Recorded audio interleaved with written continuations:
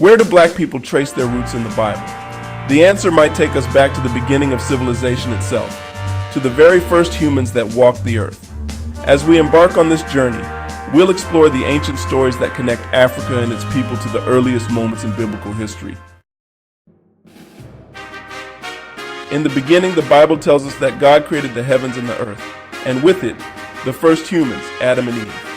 Their home was a paradise known as the Garden of Eden, a place many scholars believe was situated near the fertile regions of Africa and the Middle East. Genesis describes this garden as being near four rivers: the Pishon, Gihon, Tigris, and Euphrates.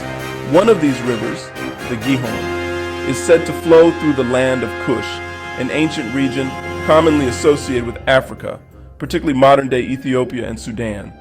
From this sacred garden, humanity emerged and spread across the earth. The Bible lays the foundation for human ancestry, and through Adam and Eve, all nations and peoples, including black people, can trace their lineage. Fast forward to the days of Noah, a time when the earth had become corrupt, and God decided to cleanse it with a great flood. After the flood waters receded, Noah's family became the foundation for the repopulation of the world. Noah had three sons, Shem, Japheth, and Ham. It is from Ham, the youngest son, that many African nations and peoples are believed to descend. Genesis 10, often referred to as the Table of Nations, lists the descendants of Ham. His sons included Cush, Egypt, Put, and Canaan, names that are forever linked to the African continent. Cush, for instance, is connected to the region that would later become Ethiopia. Egypt, of course, refers to the mighty civilization that rose along the Nile River. These descendants, the sons of Ham, spread throughout Africa and parts of the Middle East, shaping the history and legacy of these regions. One of Ham's most famous descendants is Cush, the father of a great lineage that gave rise to the powerful Cushite and Ethiopian civilizations. Ethiopia, known as the land of Cush in the Bible, plays a vital role in the history of black people. It is mentioned frequently throughout Scripture, symbolizing strength, wisdom, and wealth. In the book of 1 Kings, we hear the story of the Queen of Sheba, a ruler from Ethiopia who journeyed to meet King Solomon of Israel. Her visit was one of awe and wonder, and she came bearing gifts of gold and spices, seeking Solomon's wisdom. This interaction between Israel and Ethiopia further highlights the biblical connection between Africa and the children of Abraham. Ethiopia, a land of ancient kings and queens, stands tall in the story of humanity and faith. The land of Egypt, another descendant of Ham, is perhaps the most prominent African civilization mentioned in the Bible.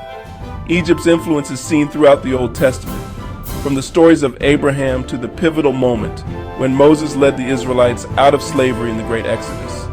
Joseph, the son of Jacob, was sold into slavery in Egypt, but by God's grace, he rose to become a powerful leader in Pharaoh's court. The story of Moses begins in Egypt, where he was raised as a prince before becoming the deliverer of God's people. These events, central to the biblical narrative, are rooted in Africa, where the mighty kingdom of Egypt played a key role in shaping the story of God's chosen people. Even in the New Testament, Africa remains part of the biblical story. Simon of Cyrene, a man from North Africa, was chosen to help Jesus carry his cross on the way to Calvary.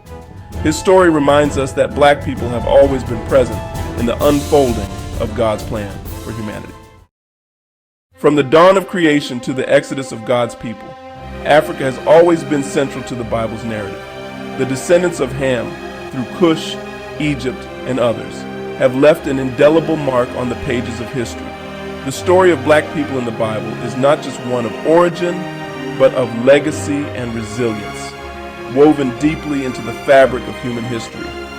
Whether in the ancient kingdoms of Ethiopia and Egypt, or in the lives of individuals like Simon of Cyrene, the presence of black people has been, and always will be, a testament to the diversity and strength of God's creation. So as we reflect on these ancient stories, let us remember the rich heritage and deep connection between the Bible and the African continent, a bond that continues to inspire and resonate today.